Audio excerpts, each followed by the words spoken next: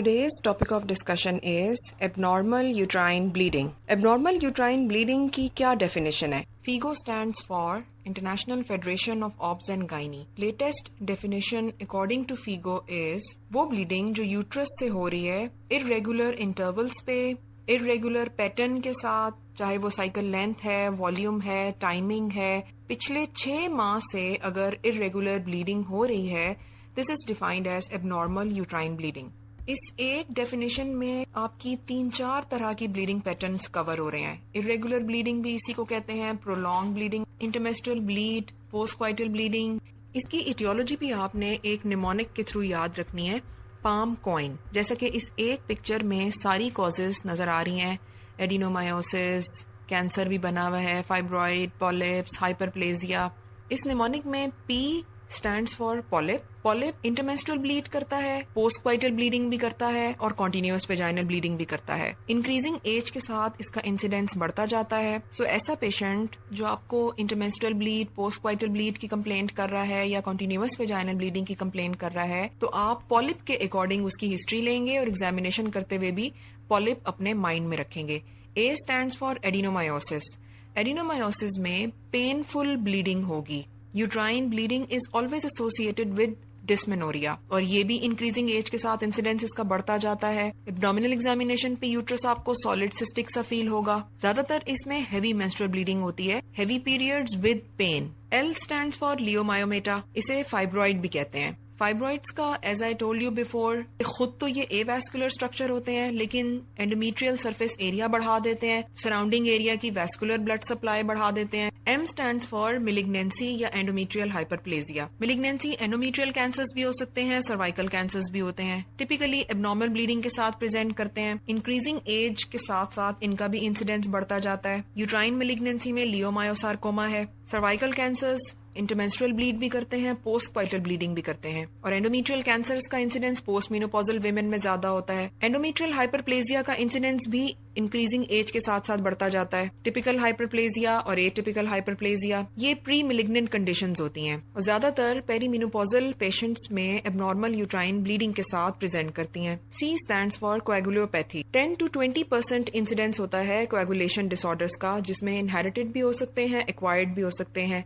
As I told you before, inherited में von विलीब्रैंड्स disease है, idiopathic thrombocytopenia है, थ्रोम्बोसाइटोपैथीज हैं. ब्लीडिंग डिसऑर्डर्स का पता करने के लिए आपने एक तो फैमिली हिस्ट्री पता कर लेनी है कि खानदान में तो नहीं कोई ऐसी बीमारी चल रही, चोट लगे तो मुसलसल खून बहता चला जाता हो, खून की बोतलें लगानी पड़ती हों, या आपको किसी भी डिलीवरी में पीपीएच हुआ है या कोई डेंटल प्रोसीजर कराया है प्रीवियस जिसके बाद से ब्लीडिंग मुसलसल हो रही है, या कोई डीएनसी या कोई और ऐसा सर्जिकल प्रोसीजर करवाया है कि जिसके बाद अनकंट्रोल्ड ब्लीडिंग होती चली जा रही हो, तो ये आपका कोएगुलोपैथी को शो करता है. ओ स्टैंड्स फॉर ओव्यूलेटरी डिसफंक्शन. इसमें आपके एनओव्यूलेटरी साइकिल्स आते हैं. अनअपोज्ड ईस्ट्रोजन की वजह से ब्लीडिंग पैटर्न डिस्टर्ब हो जाता है, जैसे पीसीओज है, ओबेसिटी है, हाइपरप्रोलेक्टिनीमिया है, हाइपोथायराइडिज्म है. इन सब में hypothalamic pituitary ovarian axis involve हुआ होता है और हार्मोनल लेवल पे आके ईस्ट्रोजन प्रोजेस्ट्रॉन की डिस्टर्ब्ड रेशो की वजह से एब्नॉर्मल यूट्राइन ब्लीडिंग होती है. ये ज्यादातर एक्सट्रीम्स ऑफ एजेस में आपको मिलेगा, या बहुत ज्यादा यंग गर्ल्स प्रेजेंट करेंगी ओव्यूलेटरी डिसफंक्शन के साथ, या क्लोज टू मेनोपॉज पेशेंट्स आएंगे. ई stands for endometrial causes. Endometrial causes आपका डायग्नोसिस ऑफ एक्सक्लूजन है, यानी जब आपकी ओव्यूलेटरी कॉजेज, स्ट्रक्चरल कॉजेज सब रूल आउट हो गई, कुछ नहीं आपको मिल रहा, then your abnormal uterine bleeding is due to endometrial dysfunction, जिसे हम ओल्ड टर्मिनोलॉजी में DUB कहते थे, dysfunctional uterine bleeding.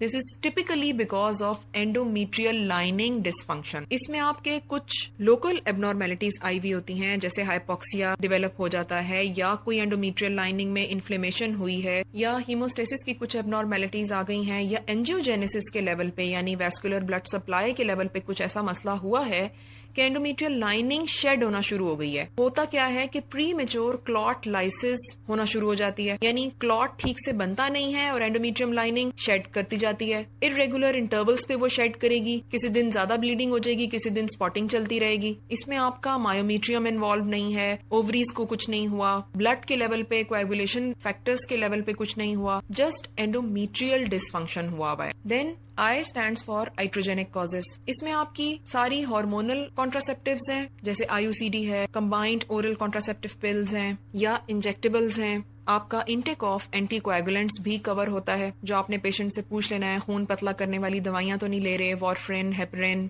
IUCD endometritis करती है और एंडोमेट्रियल लाइनिंग को शेड कराती रहती है इरेगुलर इंटरवल्स पे. Hormonal contraceptives actually breakthrough bleeding कराते हैं. कॉन्टिन्यूअस ईस्ट्रोजन और प्रोजेस्टिन थेरेपी की वजह से ब्लीडिंग पैटर्न डिस्टर्ब हो जाता है, जिसमें पेशेंट्स इरेगुलर ब्लीडिंग की कंप्लेंट्स के साथ प्रेजेंट करते हैं. N stands for causes that are not yet classified. इसमें आपके इन्फेक्शंस आते हैं, क्लेमिडियल इन्फेक्शंस, क्लेमिडिया ट्रैकोमैटिस, और दूसरा इसमें AV मैलफॉर्मेशंस आते हैं, आर्टेरियोवेनस मैलफॉर्मेशंस. ये कंजेनिटल भी हो सकती हैं, एक्वायर्ड भी हो सकती हैं.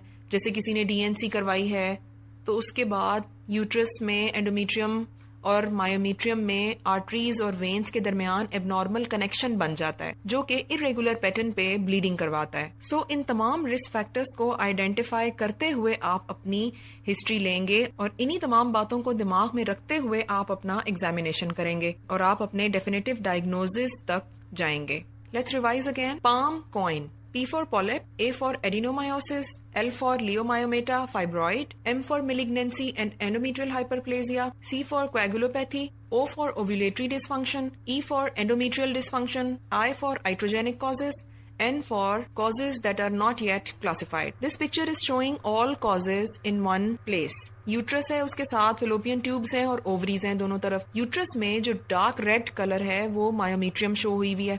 इस मायोमेट्रियम में राइट साइड पे जो ब्लैक कलर के स्पॉट्स हैं वो बेसिकली एडिनोमायोसिस है. लेफ्ट साइड पे पेल सा स्मूथ मसल के जो वर्ल्स बने हुए हैं ये एक्चुअली फाइब्रॉइड का कट सेक्शन है. डार्क रेड मायोमेट्रियम के साथ ही जो बारीक सी थिन सी लाइन है पिंकिश इनर लाइनिंग, वो आपका एंडोमेट्रियम है. इसमें आपको अंदर एंडोमेट्रियल पॉलिप्स नजर आ रहे हैं. व्हाइट सा जो ऊपर है वो एंडोमेट्रियल कैंसर है. इसी तरह नीचे जो स्पॉट्स नजर आ रहे हैं वो सर्वाइकल पैथोलॉजीज हैं. और राइट ओवरी का जो कट सेक्शन दिखाया हुआ है उसमें आपकी ओव्यूलेटरी डिस्फंक्शन दिखाया हुआ है. सो इस एक पिक्चर से आपको ये सारी कॉजेज याद रहेंगी. Again this picture is showing causes of abnormal uterine bleeding. The picture on right side is showing adenocarcinoma of endometrium and cervical carcinoma, which is M for malignancy. इसी तरह लेफ्ट साइड पे जो picture है उसमें पेडंक्यूलेटेड endometrial polyps भी नजर आ रहे हैं, साथ एंडोमेट्रियल हाइपरप्लेजिया दिखाई दे रहा है. Next thing is clinical assessment. ये वही सेम है जो मैंने आपको हेवी मेंस्ट्रुअल ब्लीडिंग में बताई थी. हिस्ट्री में आपने 3 मेन पॉइंट्स कवर करने हैं. सिम्टम्स रिलेटेड टू डिजीज, यानी साइकिल पैटर्न, ब्लीडिंग किस तरह से इरेगुलर है, हर थोड़े दिनों बाद ब्लीडिंग हो रही है, महीने में 2 दफा हो रही है, 2 माहवारियों के बीच में स्पॉटिंग होती रहती है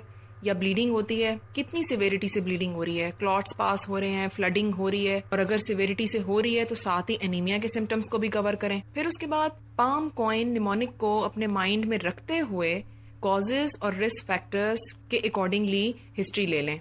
एग्जामिनेशन भी सेम है, वर्कअप भी आपका सेम है. उसी तरह बेसिक इन्वेस्टिगेशंस कराएंगे आप, स्पेसिफिक इन्वेस्टिगेशंस कॉज रिलेटेड कराएंगे. ओव्यूलेटरी डिस्फंक्शन है तो आप हार्मोन्स करवाएं. एनीमिया कोएगुलोपैथी है तो कोएगुलेशन प्रोफाइल कराएं, एनीमिया का वर्कअप करवाएं. सेक्सुअली ट्रांसमिटेड डिजीज को देख लेना है, क्लेमिडियल इन्फेक्शंस को रूल आउट कर लेना है और उसके लिए उसी तरह स्वैब्स ले लेने हैं. और अगर ज्यादा आपको लगता है कि कोई लीजन है सर्विक्स पे तो फिर आप कॉल्पोस्कोपी भी कर लें. डायग्नोस्टिक आपको ट्रांसवेजाइनल अल्ट्रासाउंड के थ्रू पता चलेगा, हिस्टेरोस्कोपी और एंडोमेट्रियल बायोप्सी से पता चलेगा. स्ट्रक्चरल लीजन्स जितनी भी हैं, जैसे पॉलिप्स हैं, फाइब्रॉइड्स हैं, ये याद रखिएगा कि एंडोमेट्रियल बायोप्सी कभी भी आप स्ट्रक्चरल लीजन्स के लिए नहीं करते. उसके लिए आप हिस्टेरोस्कोपी करते हैं ताकि आप डायरेक्टली विजुलाइज कर सकें कि क्या पैथोलॉजी है यूट्रस के अंदर. एंडोमेट्रियल बायोप्सी हमेशा आप कैंसर को, हाइपरप्लेजिया को रूल आउट करने के लिए करवाते हैं. अगर आपका यूट्रस 12 वीक साइज से ज्यादा है एब्डोमिनल एग्जामिनेशन पे तो फिर आप एब्डोमिनल अल्ट्रासाउंड करवाएंगे. 12 वीक्स के बाद यूट्रस एब्डोमिनल ऑर्गन बन जाता है, पेल्विक ऑर्गन नहीं रहता. Otherwise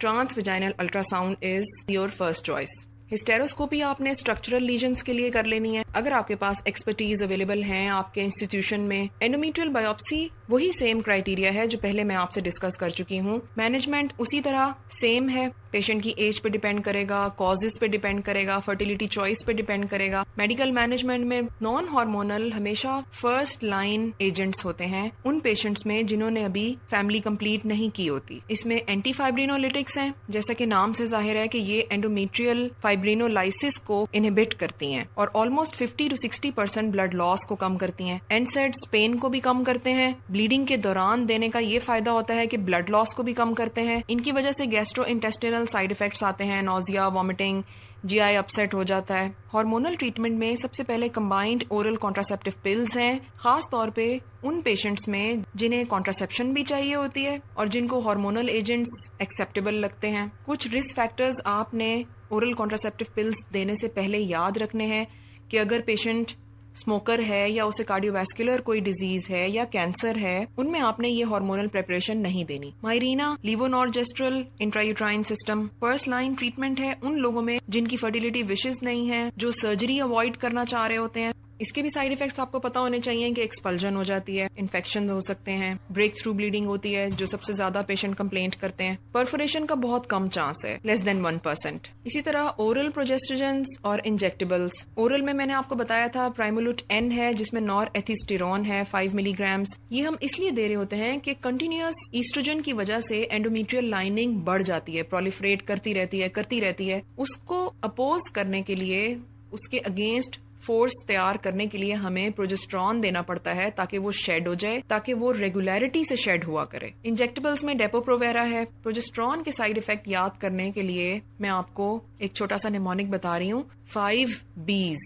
B for bloating, B for breast tenderness, B for breakthrough bleeding, B for bone mineral loss and B for ballooning, यानी फ्लूइड रिटेंशन। यूलिप्रिस्टिल एसीटेट का एबनॉर्मल यूट्राइन ब्लीडिंग में ज्यादा role नहीं है, ये हैवी मेंस्ट्रुअल ब्लीडिंग में use होती है। सर्जिकल मैनेजमेंट उसी तरह कॉज रिलेटेड है। फर्टिलिटी विशेस हैं अगर पेशेंट्स की, तो फिर आपने यूट्रस को कंजर्व करना है। परमानेंट मेथड्स में सबसे पहले आता है एंडोमेट्रियल अब्लेशन, जिसमें कंप्लीट डिस्ट्रक्शन ऑफ एंडोमेट्रियम कर देते हैं। यूट्राइन कैविटी में फाइब्रोसिस हो जाती है और परमानेंटली एमेनोरिया हो जाता है। इसकी सबसे पहली कॉन्ट्राइंडिकेशन है वो पेशेंट्स जिन्होंने अभी फर्टिलिटी प्लान की होती है। एंडोमेट्रियल अब्लेशन के जो फर्स्ट जनरेशन के मेथड्स थे उनमें चूंकि हिस्टेरोस्कोप इंसर्ट करके फ्लूइड यूज होता था डिस्टेंशन मीडियम के तौर पे, इरिगेशन करनी होती थी, तो उसके काफी साइड इफेक्ट्स आते थे। Systemic fluid absorption, haemorrhage, uterine perforation, heat damage, plus ये सारे ऑपरेटर डिपेंडेंट हैं। इसमें लेजर अब्लेशन आता था, लूप रिजेक्शन जैसे पिक्चर में नजर आ रहा है, plus roller ball electrodiathermy. Second generation method ज्यादा बेहतर है क्योंकि उनका रिस्क कम है। इसमें थर्मल बैलून अब्लेशन है, माइक्रोवेव अब्लेशन है, इम्पीडेंस